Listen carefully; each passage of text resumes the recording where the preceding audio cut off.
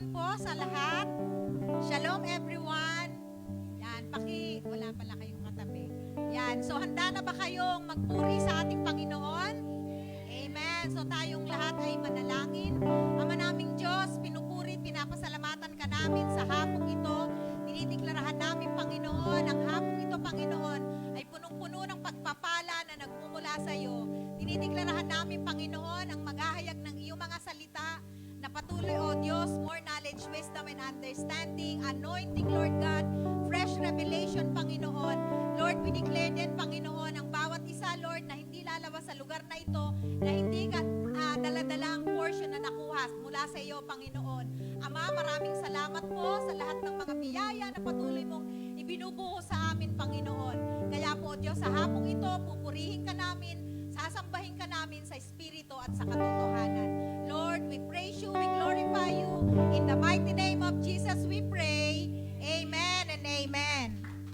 Sige po, purihin natin ang Diyos sa gabing ito. Hallelujah.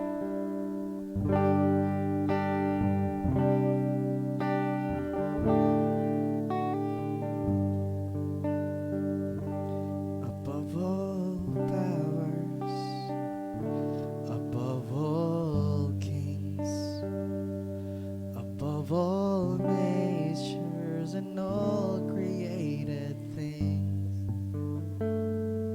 above all wisdom and all the ways of man. You were here before the world began.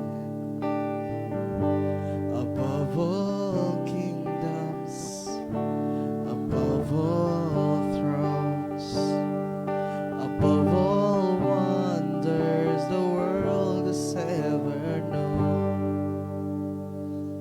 above all wealth and treasures of the earth, there's no way to measure what you're worth.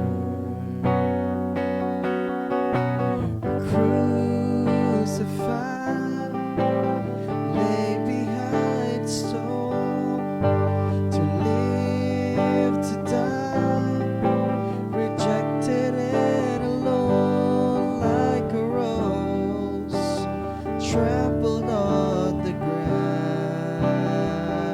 You took the fall and thought of me above all.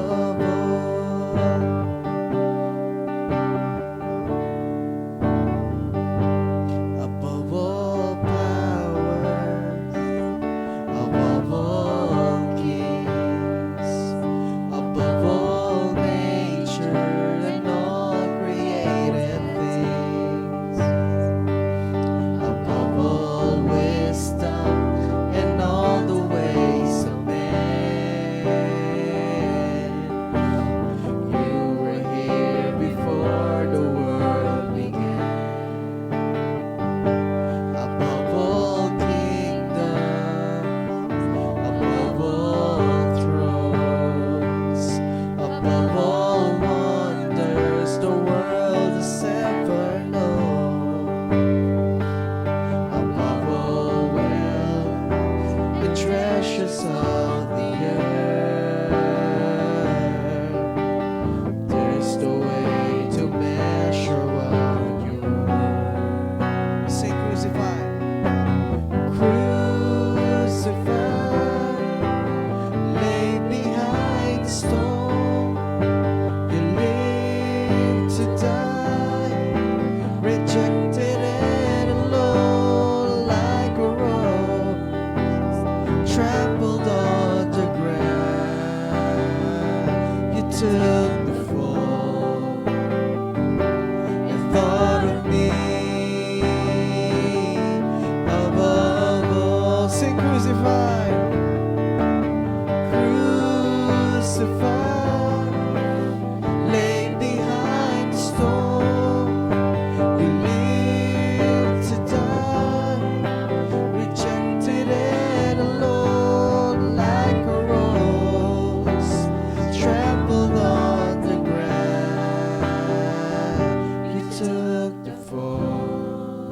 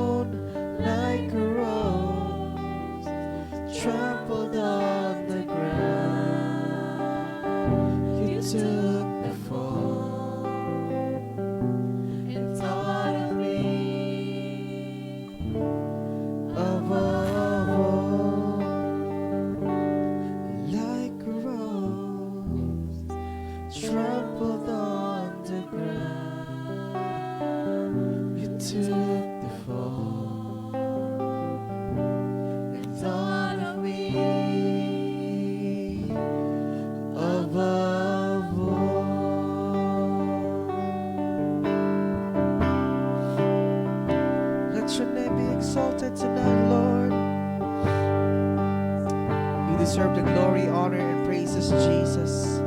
Let your name be exalted. Let your name be lifted up. Hallelujah. You deserve the glory and honor and praises. In Jesus' name we pray. Amen and amen.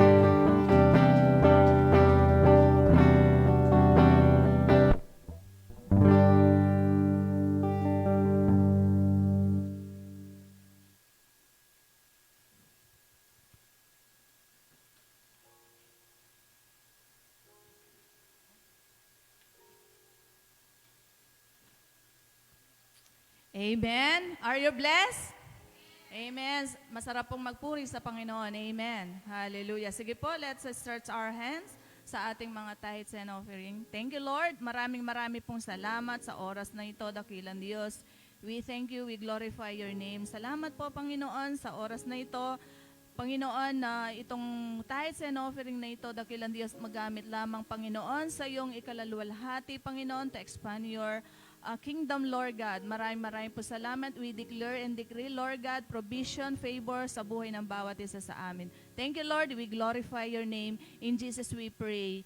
Amen.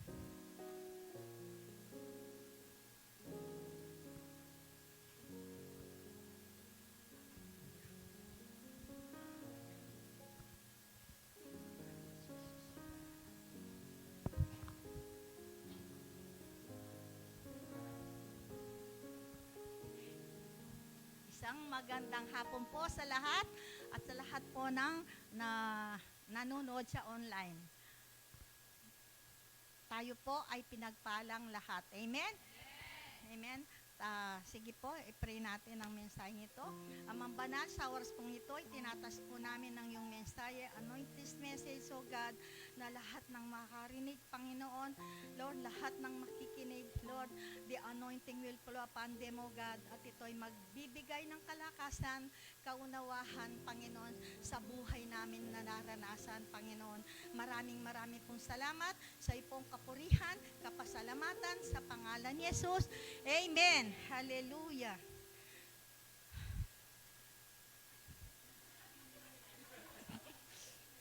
So sa hapon pong ito, ang ating pong mensahe ay patungkol sa restoration, restoring paradise, God's promise to the believer. Amen po.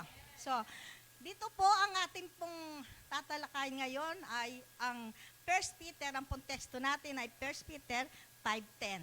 Amen. Tapos sabi dito, tayo po ay nilikha ng Diyos sa isang layunin. Amen. At ang layunin iyon ay yung mamuhay sa walang hanggang presensya ng Panginoon. Amen. So, dinisenyo ng Diyos ang tao upang mamuhay sa paraiso. Amen? So, napakabuti ng Diyos. Ang paraiso is not a place. Amen? It is the presence of God. It is the presence of God. And God created us by purpose and for His purpose alone. Amen po. Dapat po yung patuloy nating maisip yun, no? We are created by God, not for the world, not for ourselves, but for Him alone, to worship and have fellowship with Him. Amen po. So dito, ang Bible po, ay ang tawag doon sa relasyon ng tao at ang Diyos ay Shalom. Amen. Ano ang ibig sabihin ng Shalom? It is, we understand it that it is yung kapayapahan. Amen. Peace. But the wider meaning of it is well-being or wholeness. Amen. So, Shalom denotes, sabi niya, Shalom denotes a friendly relationship sealed with a covenant. Amen. Kagaya nung nakipagtipan ng ating Panginoong Jesus kay Abraham, 'di ba? Anong sinabi niya doon na ang marami ang kanyang magiging lahi. Amen. At ang lahat ng kanyang lahi ay pagpapalain ng Panginoon. So bilang descendant tayo ni Abraham, kaya tayo na pagpapala. Amen? Because of that covenant that God has given to Abraham. Amen. So dito sabi niya, ang Shalom, sabi ang ayon sa Ezekiel 34:35, ang sabi nito, it is God Himself who make covenant resulting in genuine peace. Amen? Genuine peace with God Himself and others. Amen? So, nung magkasala ang ating mga ninuno, si Eva at saka si Adan, no? Before pa na kinrate ng Diyos ang tao, pinrovide na lahat ng ating Panginoon yung pangangailangan ng tao. Amen? So, nung linika niya ito, at sila ay namuhay ng payapa dun sa paraiso. Until the time na nagkasala, nag-disobey sila, di ba? Nag-disobey sila. So, nung nag-disobey yung mag-asawa, anong nangyari? Sabi niya, sin shattered yung nasira yung shalom, nasira yung kapayapaan, nasira yung relasyon ng tao sa Diyos. Amen. So sabi dito, ang sabi dito, nung nagkasala si Adan at saka si Eva, nagtago sila, di ba? Nung marinig nila na God is coming, no? Nung marinig nila na parating ang Diyos, nagtago sila. Kaya nung tawagin ng Diyos si Abraham, si Adan, nung tawagin ng Diyos, at tinanong siya kung anong ginawa, kung nagkasala ba o nag-disobey sila, ang sinabi niya, ito kasing babaeng binigay mo. Amen? Hindi, dapat sinabi lang niya na, nagkasala kami, di ba? Pero hindi Ang sabi niya, ito kasing babae na binigay mo. So, hanggang sa panahon ngayon, ay naririnig pa rin natin ito sa mundo, di ba? Halimbawa, si tita siya, sinama si Diyosa. Ngayon, may nangyari. Ngayon, pagtanongin ngayon si Diyosa, anong nangyari? Ito kasi, sinama kasi ako ni Sharon, di ba? Ganyan, hanggang ngayon, nandyan yung katuwiran na yon ni Adan, amen? So, dito, sabi nga, yung kasalanan daw, no? Ang kasalanan ay nagtataboy sa atin upang tayo lumayo sa Panginoon. Drive us to run away from God. Amen? Nangyayari po ba ito? Yes. Kung minsan kahit Kristiyano ka, nangyayari ito. Kapag mayroon kang problema, ang nangyayari, lumalayo ka. Imbes na lalapit ka, lumalayo ka sa Panginoon. Kaya sabi nga, ang ganun ang pangyayari, may problema ka na, and then, lalayo ka pa sa Panginoon, parang nag-i-invite ka lang ng disaster sa buhay mo. Kasi hindi pwedeng malutas ang problema mo sa paglayo mo sa Panginoon. Because only God, sabi niya, na matulungan ka ng Diyos. Amen? Sapagkat siya ang nakakaalam doon. Siya lang nakakaalam. Ang sabi nga doon, sa awit 139, 7-10, anong sabi doon? Sabi niya, wala tayong mapupuntaan. Kapag tayo ay lumayo sa Panginoon, wala tayong mapagtaguhan. Amen? Kahit saan ka pupunta dyan, susunod sa iyo yung mga problema na iniiwanan mo. So, anong magandang gawin doon? Kailangan harapin natin ang problema na may tapang, na may pananampalataya sa Panginoon. Amen? Doon ka lang mapapalaya. Kasi kapag iniwan mo yan, tinakbuhan mo yan, ang mangyayari, kahit sa pupunta, kasama mo yan. Sasamahan ka ng problema. Amen? Pero kung tinapos mo sa lugar na yon, tinapos mo yon, ang mangyayari, mapapalaya ka. So kahit saan ka pumunta, okay, you are free. Amen? So, ganun dun yun, sabi niya, sabi sa Psalm 139, 7-10 says, where can I go from your spirit? Where can I flee from your presence? If I go up to the heaven, you are there. If I make my bed in the depth, you are there. If I rise on the wings of the dawn, if I settle on the far side of the sea, even there, your hand, sabi niya, will guide me. Your right hand will hold me fast. Amen? So, wala tayong mapuntaan, wala tayong masilungan, kasi sabi nga, God is omniscient. God is omnipotent, omnipotent. God is omnipresent. So, kahit saan nandyan ang Diyos. kayang abutin ng Diyos ang kahit nasaan ka pa dyan. Kayang abutin ng Diyos yan. Amen? Kayang alamin ng Diyos yan. Kung ano man yung nais niyang makita, malaman sa'yo. Amen? Kaya wala tayong pagtataguan. So, we have nowhere to go hiding from God in times of crisis, invite disaster. Getting nearer to God through Jesus is only the way for our salvation. It is Jesus who reconcile us all to God as expounded in Paul. No? As sabi ni Paul sa Ephesians 2. Amen? Nung magkasala si Adan at saka si Eva, nakita nila yung kanilang kahubaran, no? He was no longer whole. He was ashamed of himself. His image was shattered. Relationship with himself was broken. So, nung mangyari yun, tulad na sinabi ko, Adam, no? Biniblame niya si Eve sa trouble na nangyari sa kanila. Amen?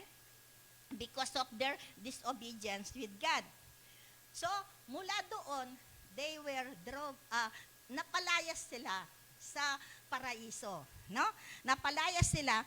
And this started the history of the human family. The history of characterized by strife and trouble. Amen? Nung nagkasala sila, napaalis sila sa paraiso, doon, yung consequences ng kanilang ginawa. Anong sabi doon sa ano? Ang babae manganganak, mahihirapan, di ba? Ang lalaki kakain sa kanyang pinagpaguran. Ang lupa, kahit anong tutubo dyan, ay hindi laging pakinabang. At yung snake, ang sabi niya, gagapang yan, kakain ng alabok hanggang sa millennium. Ayon ang consequences ng ginawa nila. Amen? So, mula doon, nung mapaalis sila sa Garden of Eden, nagkaroon ng anak sina Adan at saka si Eva, si Cain at saka si Abel. Yes, si Cain at saka si Abel. So, yung dalawang yon, anong nangyari doon? Dahil sa selos, amen, no? Pinatay ni Cain si Abel. And that is the first, sabi niya, murder king story. You know? First murder. So, sunod-sunod yung mga pagsubok ni Adan at saka ni Eva. Amen? So, sabi niya, mula noon, yung crisis at saka yung tao became Siamese twin. Parang congenitally na nakadugtong tayo, no? Sa mga crisis na yan dahil sa ginawa ng ating mga ninuno. So, pero, sabi na, but God through Jesus acts like a skilled surgeon extricating this unwanted union. So sa pamamagitan ni Kristo, naging daan si Kristo upang mahiwalay tayo na sa pagkakatambal natin sa krisis. Amen. So sabi nga, kagaya daw yung ni Shakespeare, 'di ba? May Nobel yun, yung Romeo and Juliet. Amen. At yun ay nag-started in a wonderful love story. Pero at the end, namatay yung dalawang tauhan. Sabi niya, it is exact opposite King Ginu. Amen? God is the exact opposite. He want to transform our tragic situation into victory. Amen? He wants all of our lives to have happy ending. Kaya nga, dun sa John 3:16, anong sabi doon? For God so loved the world, He gave His one and only begotten Son, that whoever believes in Him shall not perish, but have an eternal life. So from the tragic, from the crisis, to happy ending. Amen? Namatay si Kristo para sa lahat. Namatay si Kristo para ma-restore yung paradise. Amen? So sabi dito, while the human family started in crisis, as told in Genesis 3, it will end in victory. God will make a new heaven, a new earth, at everything. Babaguhin lahat ng ating Panginoon. In the beginning, sabi niya, the paradise is lost dahil nasira, but in Revelation, the ending paradise is regained. Amen? Kaya, napakabuti ng Panginoon. Kaya sabi nga, it is very important for us to see crisis in its proper perspective. Paano, how we see the world depends on the lens we wear. How we take crisis depends on our attitude. Amen? Kaya yung kailangan maging, meron tayong proper perspective, tamang pananaw sa mga pagsubok na dumarating sa ating buhay. Amen? Sabi nga, kagaya dun sa story dun sa kay Moses. Amen? Yung istorya kay Moses, nung suguhin niya, yung 12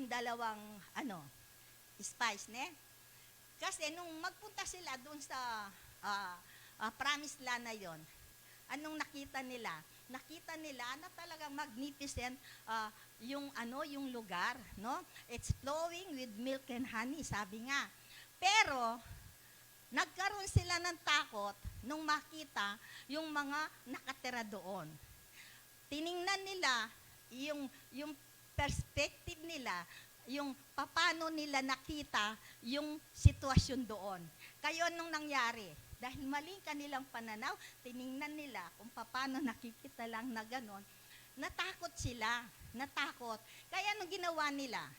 Bumalik sila kay Moses at sinabi nga nila na maganda nga yung lugar, pero nakakatakot dahil kumakain din ng mga descendant yun. Yung mga nando doon, yung mga gigante. Kasi mga descendant daw ni anak yon, no?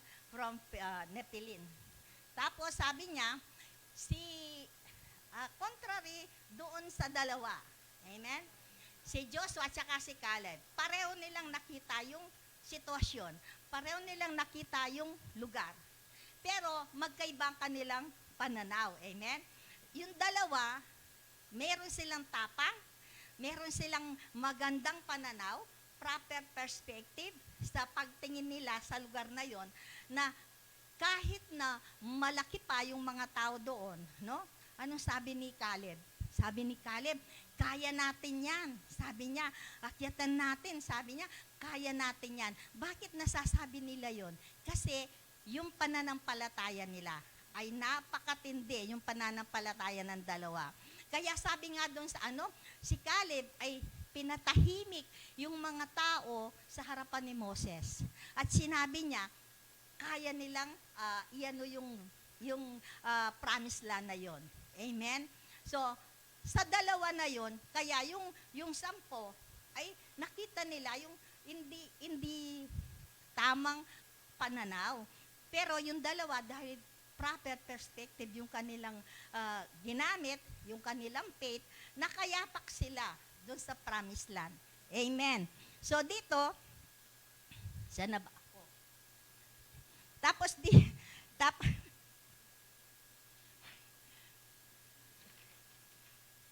dito, sabi niya, sa Numbers 13, sabi niya, Caleb and Joshua saw the same thing, they perceived it differently. And as we know, it was only Joshua and Caleb who were able to set foot on the promised land through their faith. Amen? Through their faith. Sabi niya, if we don't see crisis in its proper perspective, we all perceive it. No? Kapag nakita mo, nasa pagsubok ka at nakita mo bigla yung pagsubok, maling perspective, makikita mo, napakalaking problema. Napakabigat. No? Kung kasing bundok, hindi mo maakyat-akyat yan kasi sa laki ng problema.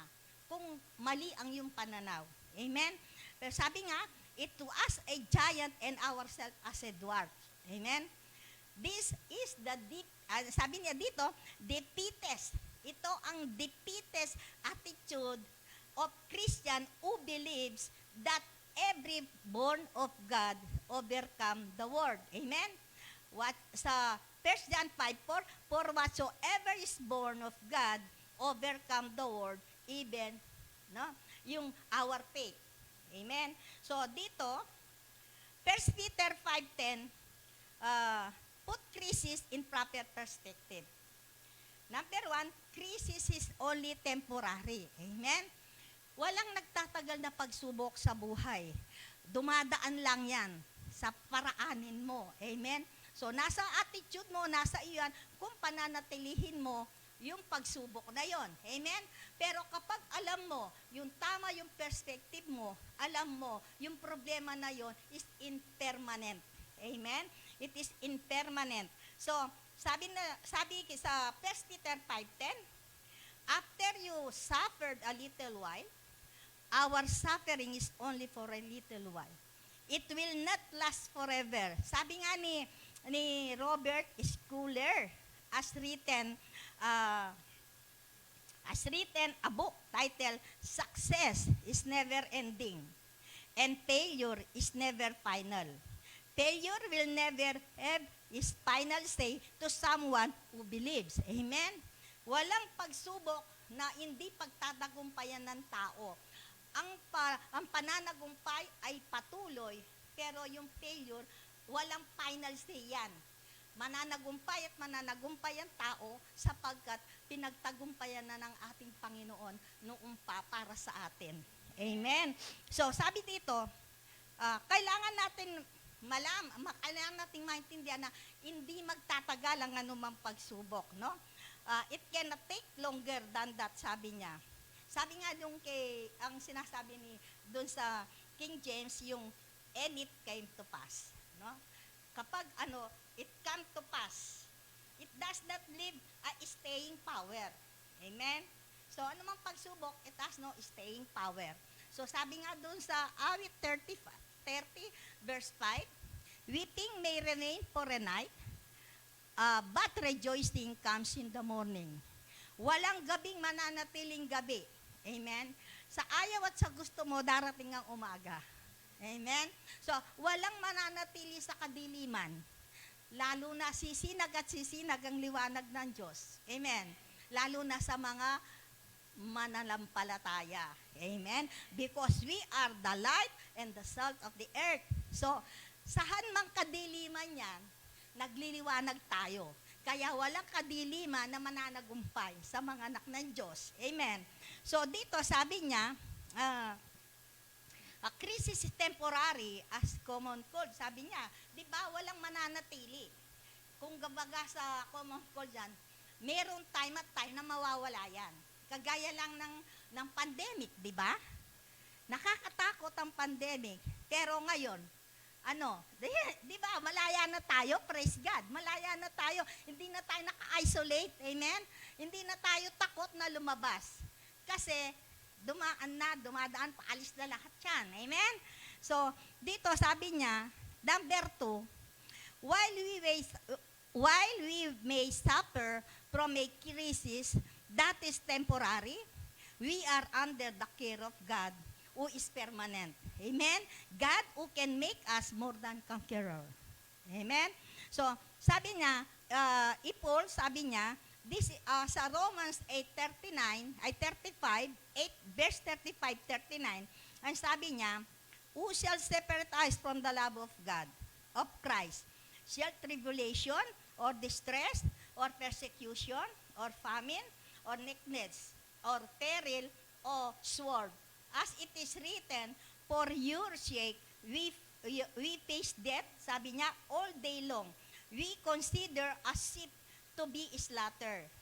No, in all these things, we are more than conquerors. Kaya anuman po yung pagsubok, anuman po yung ating sitwasyon ngayon, kapatid, lagi nating iisipin, we are more than conqueror.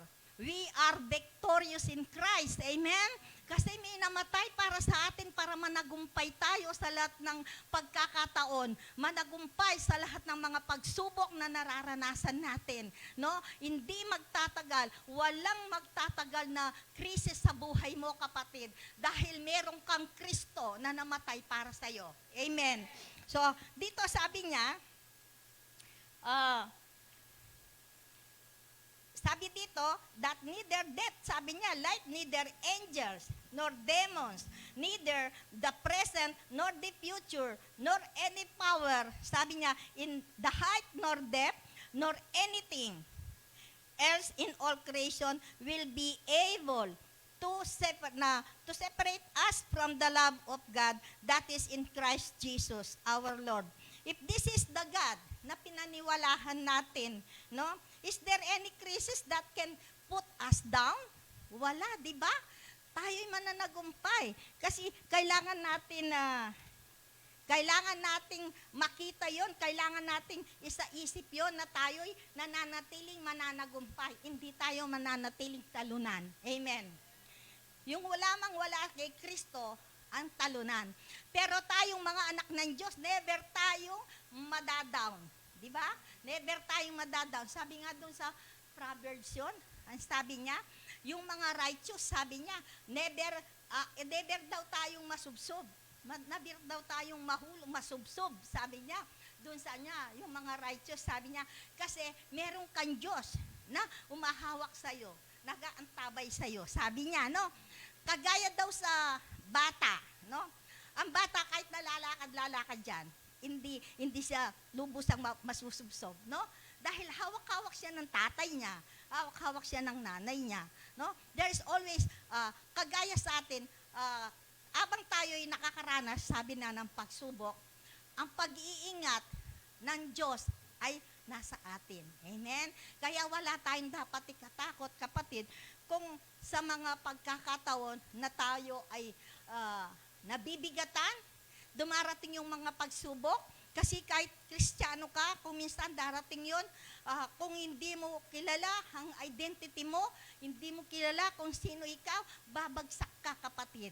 Amen? Pero napakabuti ng Diyos na namatay para sa atin upang lahat ay pagtagumpayan natin. Amen? So dito, sabi nga, merong istorya dito na, ano pala din sabi niya, David say, He restored my soul. God restore us to make us strong, to make us firm, and to make us steadfast. Amen. To restore is to bring back to a former original condition, as in building, sabi niya, as in building or a work of art. We heard of classical work of art being delicately restored by restoration artists. Sa tas restoration, kinakailangan yung effort, kailangan yung malaking halaga, di ba? So dito, merong istorya na yung estudyante, no? Meron siyang professor sa humanity. Ngayon daw, yun daw professor na yun, bawat matapos, ang bawat end ng lesson nila, ay meron siyang iniiwan na isa o dalawang salita ng Panginoon. Amen? So, siya daw ay agnostic. So, yung naiinis daw siya kapag naririnig niya yung sinasabi ng kanyang profesor, no? Pag naririnig niya na ano siya, dahil siya ay, di ba di naniniwala sa Diyos yun, ang mga ganon, agnostic, di ba? So, sabi niya doon, hanggang daw sa isang araw, no? Yung kanilang professor ay may pinost na question. No? Question. Ang sabi daw the question ay, who do you think, sabi daw ng professor sa mga estudyante niya, who do you think is the greatest restoration artist of all time? So, wala daw nakasagot. Ngayon, ang ginawa ng professor, siya mismo, sinagot niya yung kanyang tanong. Ang sabi niya, ang Diyos. Ang Diyos, sabi niya, ang pinaka-greatest artist restoration, sabi daw niya. Kasi sabi niya, nobody answer, so the professor answer is her question. She said, God, sabi niya, she said, God's masterpiece, no other than. Yung God masterpiece, walang iba. Yung ginawa ng Diyos, walang makakapantay doon, sabi niya, God masterpiece. Because sabi niya, we are stained by sin, but He has restored us through the blood of His Son, Jesus. No? So, yung daw estudyante na yon, yung question na yon, bagamat ayaw niya, naririnig yung mga salita na iniiwan ng professor na yon, yung pagkakataon daw na yon, ay hindi daw namalayan na nag-sink deep into subconscious niya yung ano na yon, yung question na yon, no? Hanggang sa maano daw niya, yung tinestify daw niya na after 9 years, Dahil yun daw ay nagsing sa kanyang subconsciousness, siguro, siyempre, salita ng Diyos, nangungusap yan, buhay yan, no? Kapag yan ay nagano, wala kang magawa. So, after 9 years daw, sipin mo, nag-decide siyang maging pastor. Amen? Nag-decide daw sa naging pastor. At nung naging pastor daw siya, how many times daw, pinipreach daw, first pinreach na daw, yung restoration. Restoration of God. Amen? Yun. So, yun daw, how many times na iba't ibang churches, yun ang pinipreach daw niya lagi. Yung restoration. Amen? So, napakabuti ng Panginoon. Kaya sabi niya, ang salita ng Diyos ay buhay. Ang salita ng Diyos, bawat makarinig, sabi niya, di ba, parang matalim pa sa dalawang magkabilang talim, di ba? Di pwedeng hindi papasok sa kaibuturan ng tao, hanggang sa kabuto, hanggang sa, yun, in the depth of his pagkatao, ay nag-aano ang salita ng Panginoon. Amen? So, dito po, magkonklusyon ako tayo. Amen? So, dito, sabi niya, restored paradise is an island of crisis. This is how we see the life of any person who decided to follow Jesus. It is a life of grace. It is a life of strength, firmness, and steadfast in the face of crisis. It is a life that we know crisis will never have a last lap. And this is the promise of God to the believers, to those who acknowledge and accept Jesus as their Savior and Lord and Savior in their life. God will restore the paradise. They will live in the eternal paradise with Christ. Amen po. Yun lang po. Amen. Hallelujah. Thank you, Lord.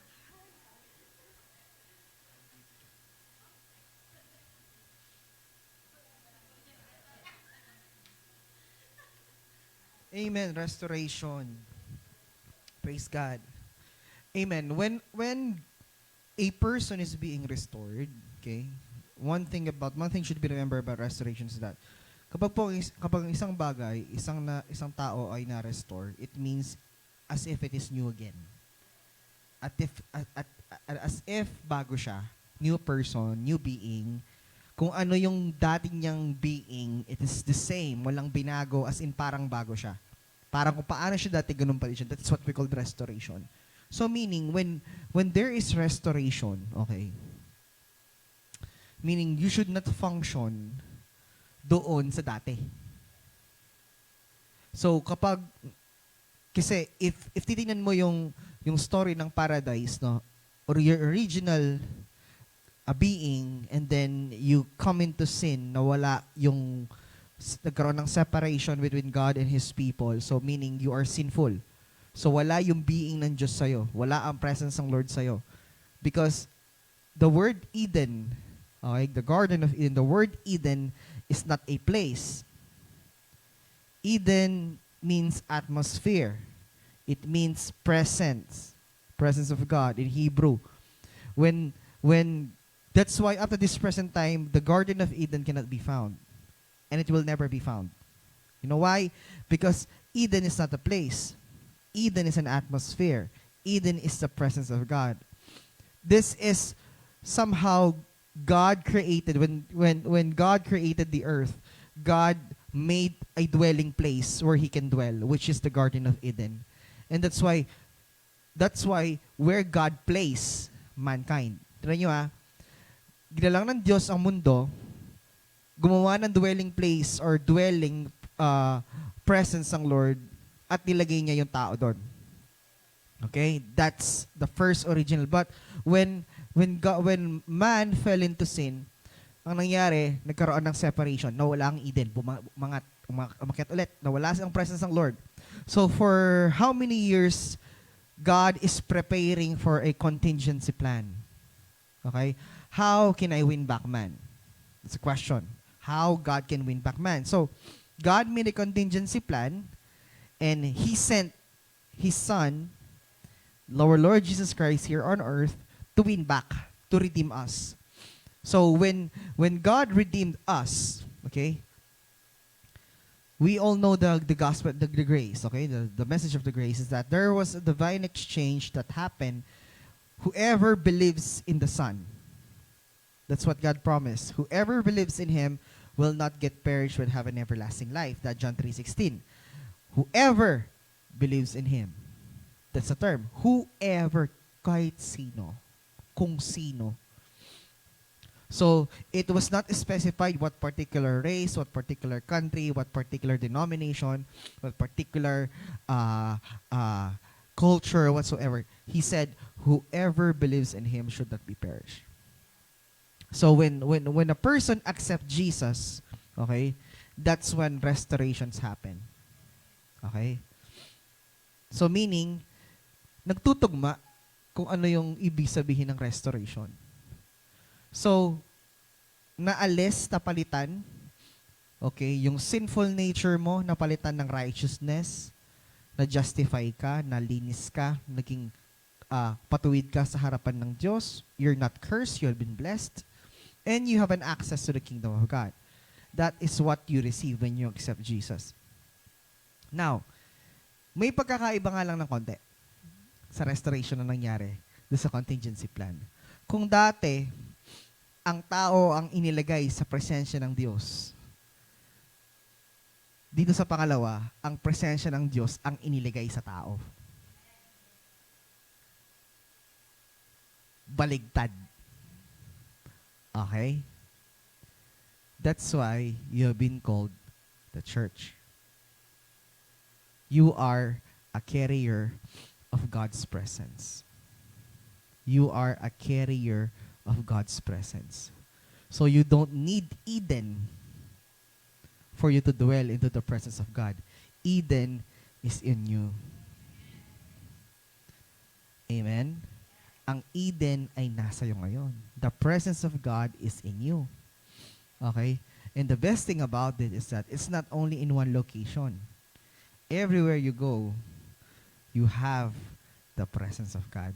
That's why Paul is keep telling us, ang sino mang nakipag-isa kay Kristo ay bago nila lang, wala na ang dati, siya ay bago na. Whoever is in Christ is a new creation, the old has passed away, the new has come. When the new has come, the old has passed away, meaning when a person is restored, that particular being na namatay ay hindi na pwedeng buhayin. So meaning kung anong mayroon ka ngayon, it's because that is the new you. So you need to function with your original design, which is to what? To rule, to reign, and to dominate in this life. To subdue earth. Amen? Yun ang utos ng Lord eh. Subdue the earth. Okay? The Great Commission, go unto the world and preach the gospel. That was the message of the gospel. Subdue the earth. Win back souls, bring souls to God. That is our duty, that is our responsibility. And ang taong restore, hindi siya nahihiyang mag-evangelize. Ang isang taong restore, hindi issue sa kanya yung evangelism. Kasi in the first place, yun ang trabaho ng mga na-restore. Amen? That is the first responsibility of a person that is restored, is to bring souls to God. You know why? Because if a person is restored, you could able to testify what happened to you when you were not restored. Amen? What is your life when you're not restored? And what is the difference when a person is restored? As if you are new again. That's why it's called born again. Amen? The message about restoration. Okay? Bringing back what is lost, and there's only one way, and there's no other way. The only way is through the Lord Jesus Christ. There's no other way. There's no other option. There are no alternative routes. It's only Jesus. Jesus is the only way. Jesus is the solution. Jesus is the answer. Jesus is the gate. Jesus is everything. He's the truth, the life. And He said, no one comes to the Father except by me. Sige po, tumayo tayong lahat at tayo po yung manalangin.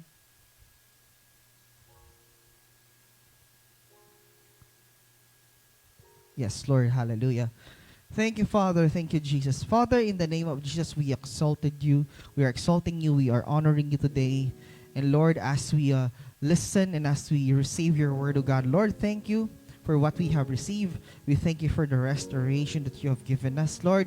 We thank you for the manifestation of your power in the lives of your people, Lord. Thank you for giving us, oh God, an unending peace and an unending joy. Lord, you said in your word, whoever believes in you should not perish. And whoever believes in you will be renewed, will be restored, and will be redeemed. Maraming salamat, Panginoong Jesus, sa iyong ginawa sa krus ng Kalbaryo. At naniniwala kami, Panginoon, that we are restored. We have been blessed. We are highly favored, O God. Hallelujah. Maraming salamat. Ibinabalik namin sa iyo ang pinakamataas sa papuri at pasasalamat sa pangalan ng aming Panginoong Jesus. Amen and amen. You're all blessed, church.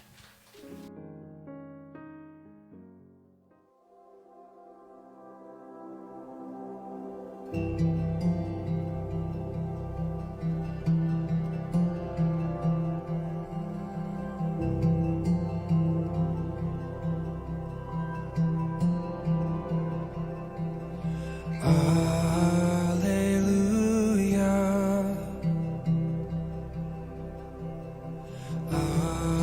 Alleluia. For the Lord God Almighty